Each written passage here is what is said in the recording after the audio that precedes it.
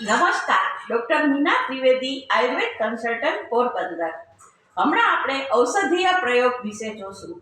તો આજે આપણે જોઈશું સુપ્રસિદ્ધ અને બધાનું જાણીતું ઔષધ ઘૂઘડ. ઘૂઘડ એટલે શું? એનું એક ઝાડ છે, એની અંદરથી જે રસ નીકળે છે એને આપણે જામી જાય ત્યારે જે પદાર્થ આપણે કામમાં આવે એને આપણે ઘૂઘડ કહીએ છીએ. ખાસ કરીને રણ પ્રદેશો ને એની અંદર સૂકા પ્રદેશો હોય, એની અંદર ખડકવાળા જે પ્રદેશો હોય એની અંદર આ ઘૂઘડનું ઝાડ થાય છે, એનો રસ નીકળે છે, એને આપણે ઘૂઘડ તરીકે ઉપયોગમાં લઈએ છીએ. જનરલ આપણે ઘૂઘડનો ધૂપ અને એવું બધું કરતા હોઈએ છીએ તો એનાથી કીટાણુઓનો નાશ થાય છે અને આપણા ઘરમાં એક પોઝિટિવ એનર્જી રહે છે.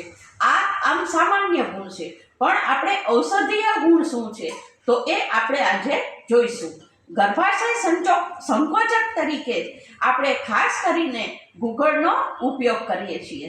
તેથી આપણે ગર્ભાશય સંકોચાય છે એના કારણે જે સ્ત્રીને માસિક ધર્મમાં તકલીફ થતી હોય, દુખાવો થતો હોય તો એની અંદર ફાયદો થાય છે. વધારામાં જે ગંડમાળ થાય છે એની અંદર પણ ઘૂઘડના દ્રવ્યો ઉપયોગી છે. ઘૂઘડ છે એ રક્ત શોધક છે, તેથી ચામડીના રોગોની અંદર પણ ઘૂઘડ ઉપયોગી છે. વધારાની અંદર કફ માટે ઘૂઘડ ઉત્તમ કામ કરે છે.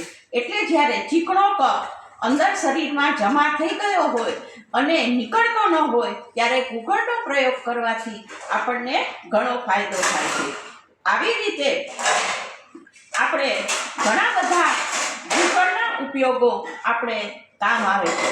તો આપણે એના માટે કરી અને હજી ઘૂઘડના જે બીજા દ્રવ્યો બને છે જે એનો આપણે વધારે પરિચય હવે પછી કરશું. એ પરિચય માટે મારા વિડીયોને સબસ્ક્રાઈબ કરો, લાઈક કરો અને શેર કરો.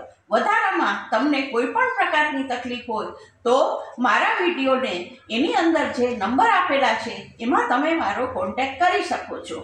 ધન્યવાદ.